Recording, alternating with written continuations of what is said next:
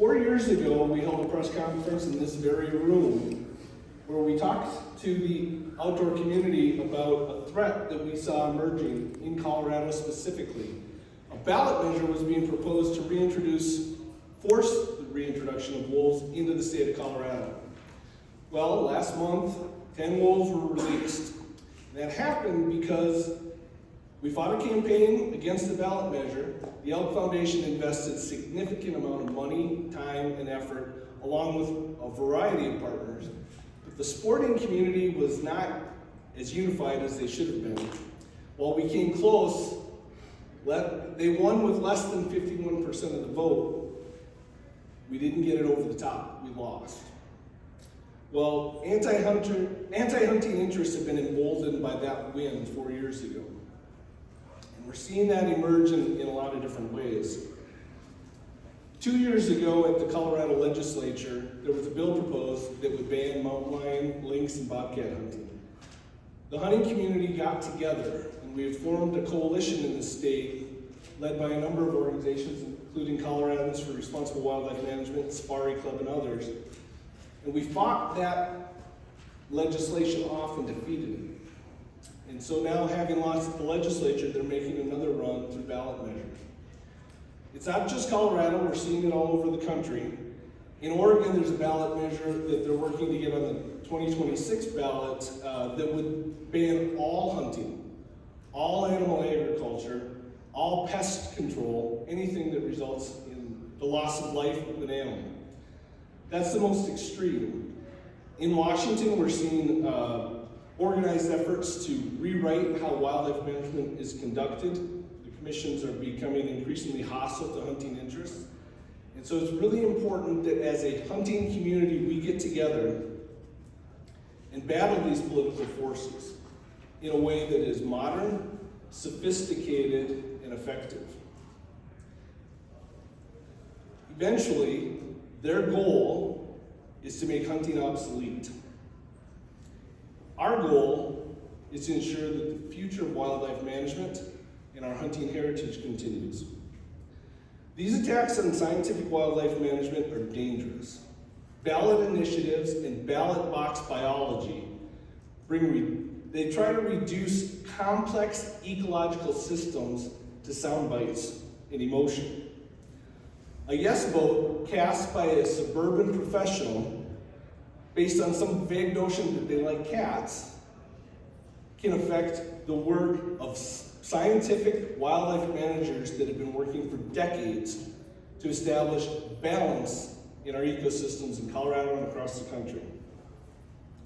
Managers that are currently trying to recover mule deer and elk that were devastated by the winter of 2023. Increased predator impacts on elk and mule deer and other ungulates is a real threat to the future of those populations. The Rocky Mountain Elk Foundation is committed to fighting this ballot measure in Colorado. It's consistent with our mission. It's a priority for our members and supporters. Colorado is home to more elk than any other state in the country. It's home to more elk hunters than any other state in the country. And it is a destination for out-of-state hunters more than any other state in the country. Colorado is critical and important. And it's in the sights of anti-hunters. We need to be sophisticated and smart as we win over the hearts and minds and votes of people that will never pick up a rifle or a bow, but they hold our future in their hands when they fill out their ballot coming up in November. We've been in this fight already. We've helped support the legal and tactical work that the next two gentlemen will describe in more detail. With that, I would like to introduce Dan Gates, the Executive Director of Coloradans for Responsible Wildlife Management, the organization that has done the heavy lifting in the opening salvos of this campaign and will be a linchpin as we go through November. Dan.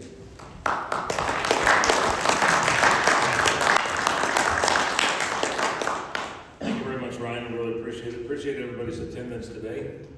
As Ryan mentioned, my name is Dan Gates. I'm the Executive Director for the Coloradans for Responsible Wildlife Management.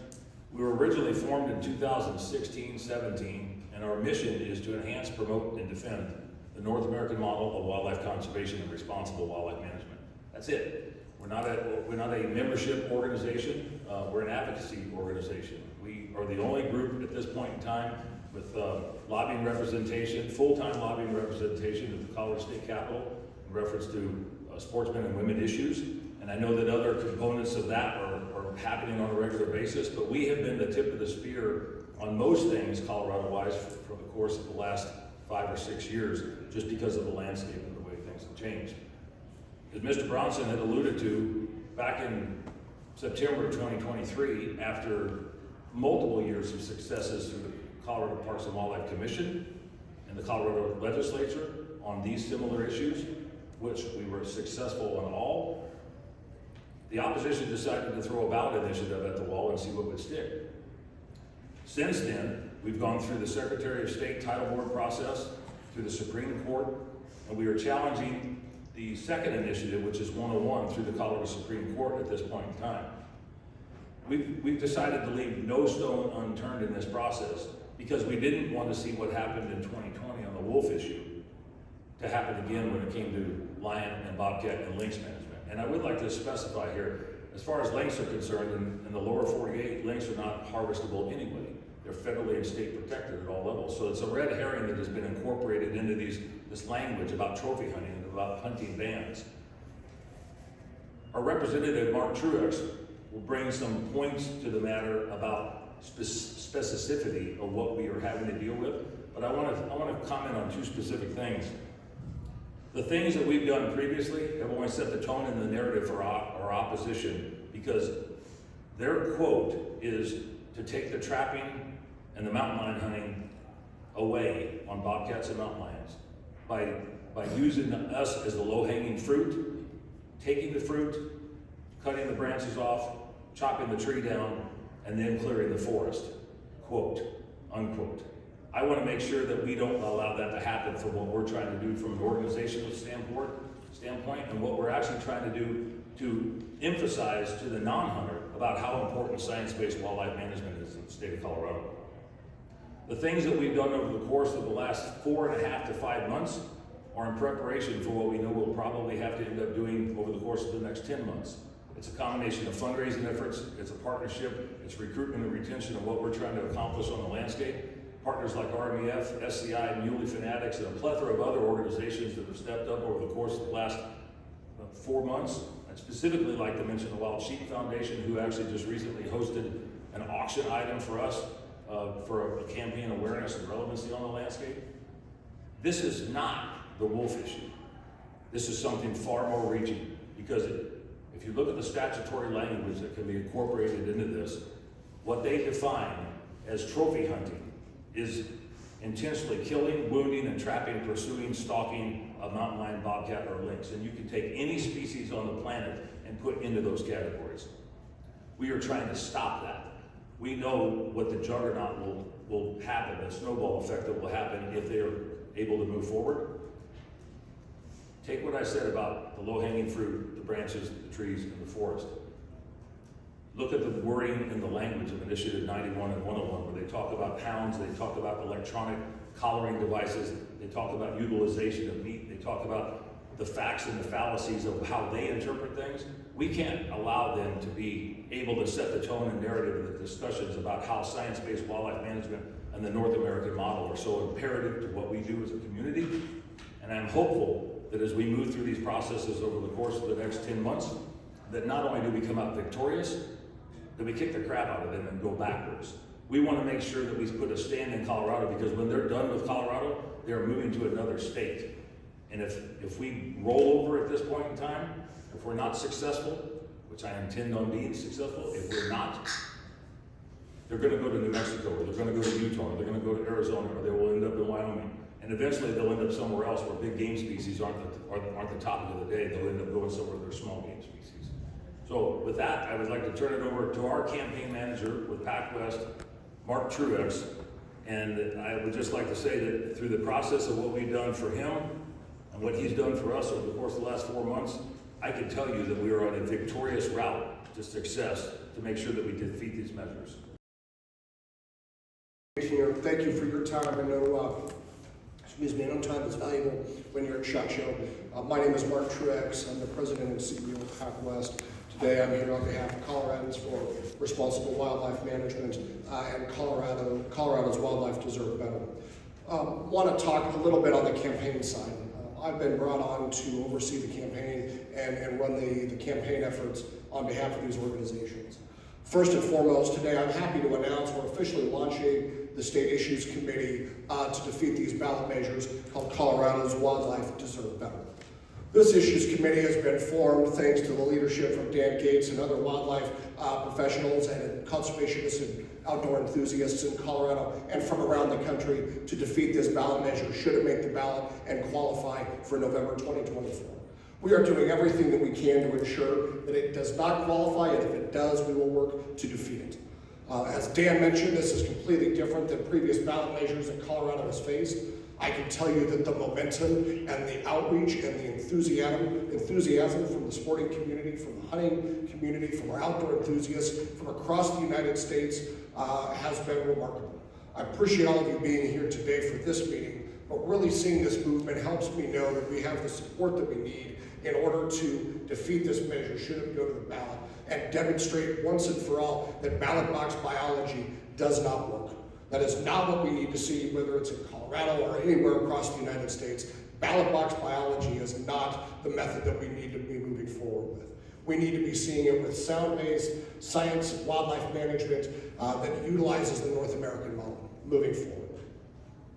As Dan mentioned, the wonderful thing, thanks to his leadership, is that we have started early.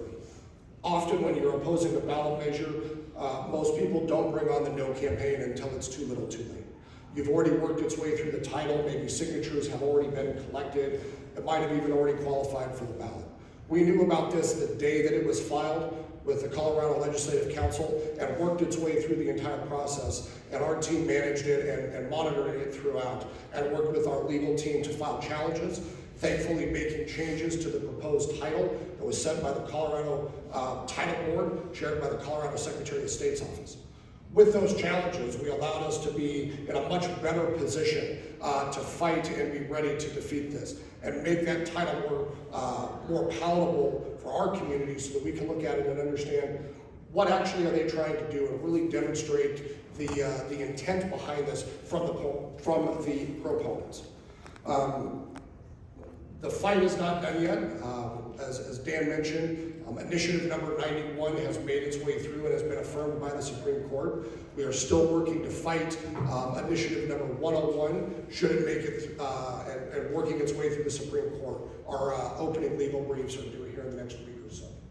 But we found out, we found out yesterday through monitoring Cat's Art Trophies, one of the proponent groups for this organization, that they are moving forward and they plan to move forward collecting signatures on Initiative 91.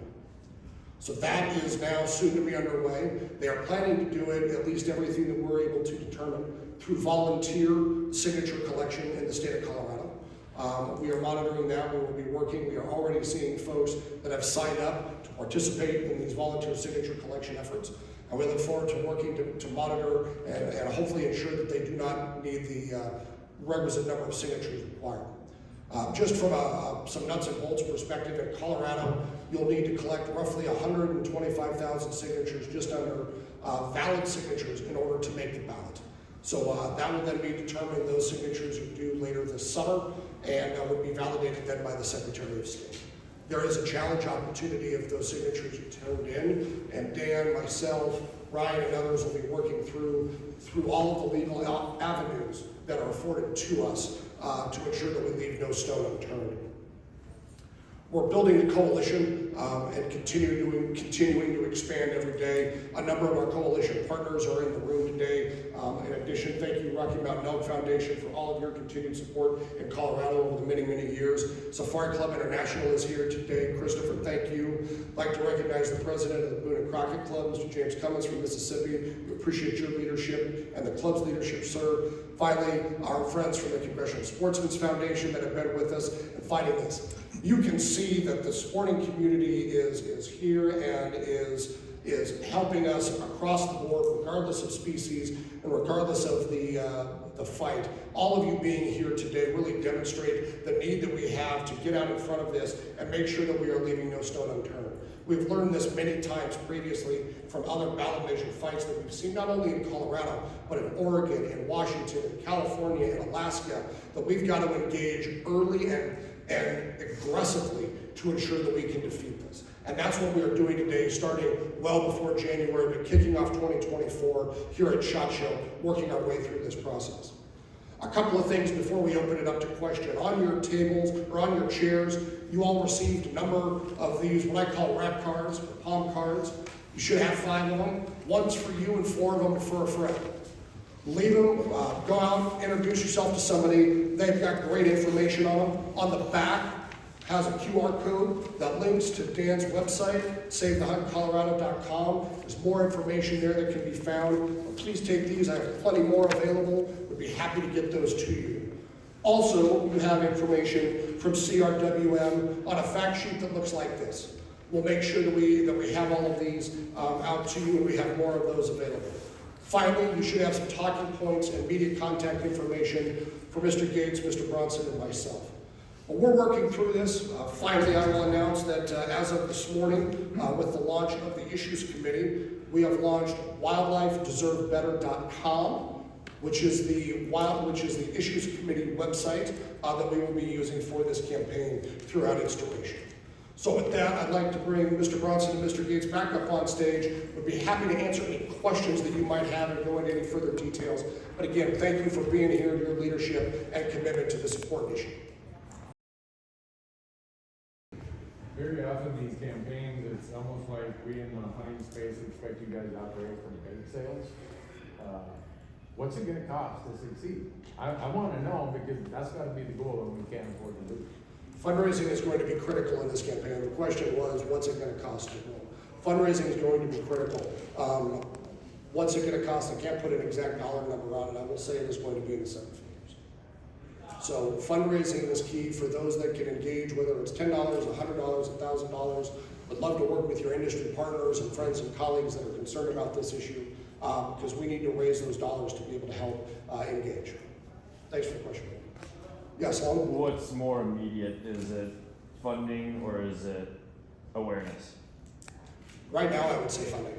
The funding is the big component. For the legal fees perspective, getting all of that out, getting the infrastructure for the overall campaign is going to be built. That's then going to come through the awareness, particularly within the hunting and sporting community, thanks to your all leadership for being here.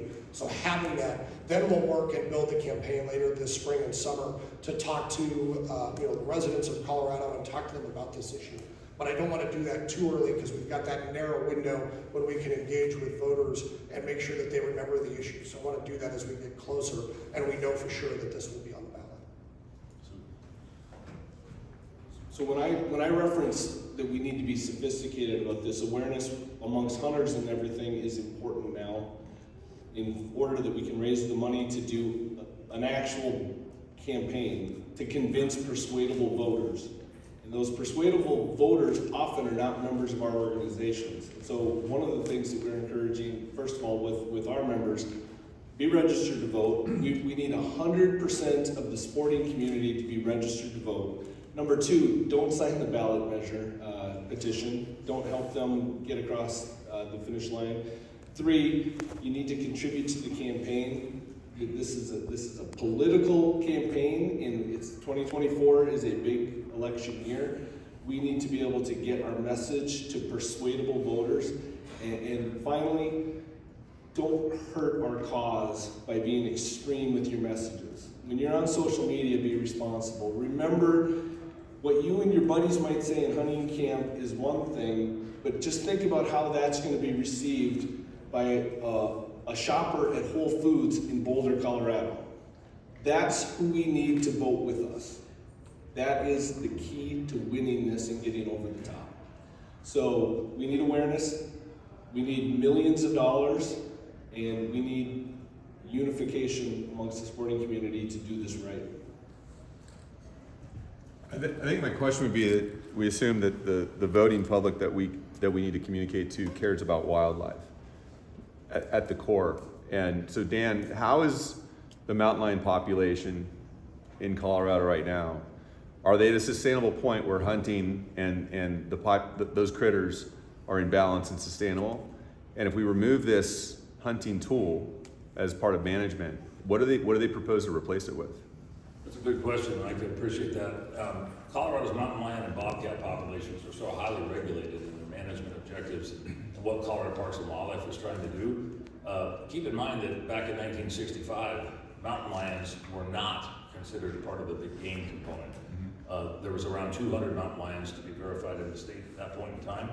Now, Colorado Parks and Wildlife's estimates are somewhere between 4,500 and 6,000 lions, depending on the age classification that you get.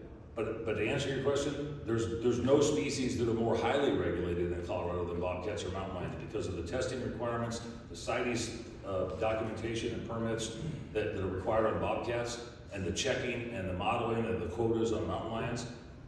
I can honestly say that what Colorado Parks and Wildlife does, and what most of the Western United States do, that I'm aware of, they are so astute as to managing the predator-prey relations that they have to have such good numbers under those. Now, it's not like blades in the grass where you can go out and count it by any means, but you know you have a really good lawn when you have that. But what they're doing from a management perspective is being discredited by what we would consider the opposition or the proponents of these measures. Because when you really get down to it, it's not whether it's too much or any, it's whether there's a 0 or 100. The anti-coalition that is trying to put these measures together, their numbers are 0. It's not 5, it's not 10, it's not 100. And Colorado Parks and Wildlife's documentation, statistics, data, and all of the science that they put into this over the course of the last 60 years has been remarkable. And I think that the general public wants to know that their wildlife is being taken care of, that CPW and the sportsmen and conservation and women of the state of Colorado and visitors alike are the stewards of that wildlife. What they've done historically and what they plan to do now and what they plan to do in the future is for the benefit of all the species, 961 species of wildlife in the state of Colorado, including the new introduced wolf, all of the visitors and all of the residents have taken into consideration the habitat and the conservation efforts that need to be adhered to. Yes, sir. Yeah, so with the creation of the issues committee, Wildlife Deserves Better, what's the most effective way for anybody organizationally or individually to fund what's happening right now? Is it still Save the Hunt Colorado, or is it through the issues committee? I think there's two options there. SaveTheHuntColorado.com is the first component you could go to.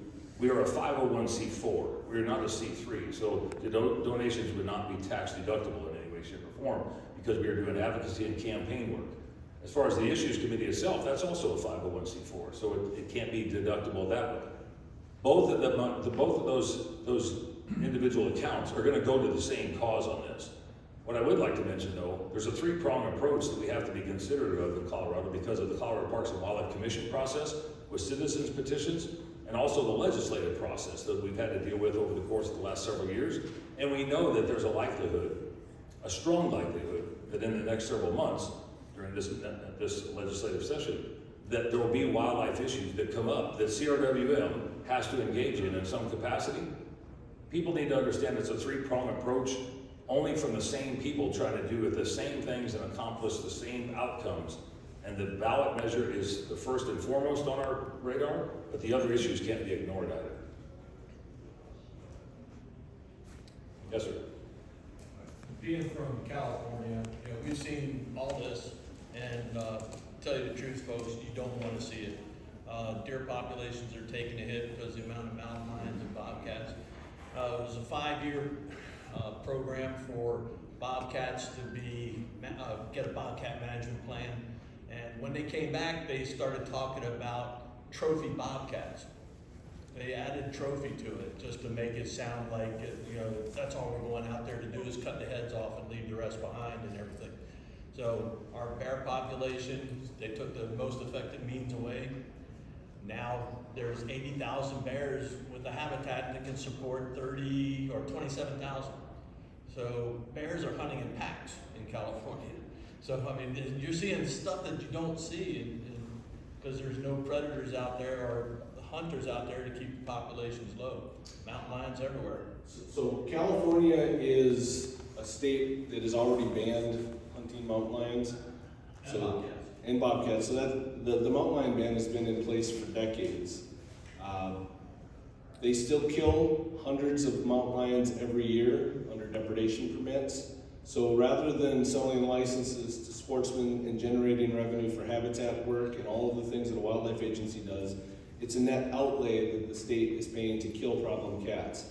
And even with a hunting ban, California's mountain lion population is not doing well. And I would contend that it's because of the hunting ban that California's mountain lion population is not doing well.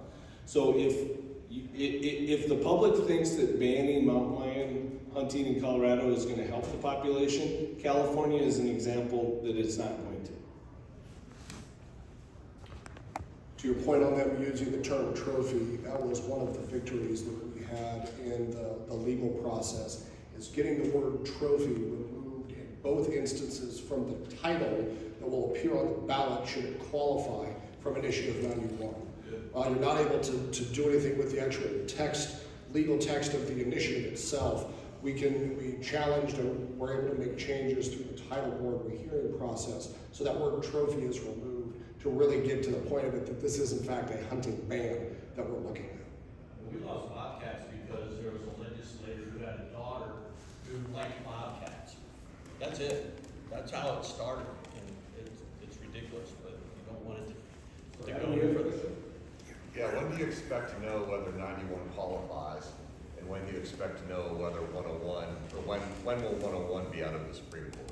So 101 will be out of the Supreme Court probably in 8 to 12 weeks. Our opening briefs are due in a week, and there's just a regulated process in which we go through on that timeline.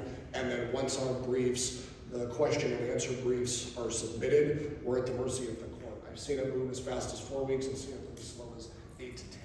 So it depends. 99's signatures will be due roughly the beginning of June. The beginning of July. I'm doing math in my head. They'll be due roughly the beginning of July, so we'll know at that point, but we'll really know if it's on the street as they're working their way forward. They'll need to collect about 200,000 raw signatures to make that 125,000 valid, because not every signature will meet the validity requirements. So we'll know at that point, and we're monitoring with the signature collection teams and other volunteer efforts as to what's going on throughout the spring. So.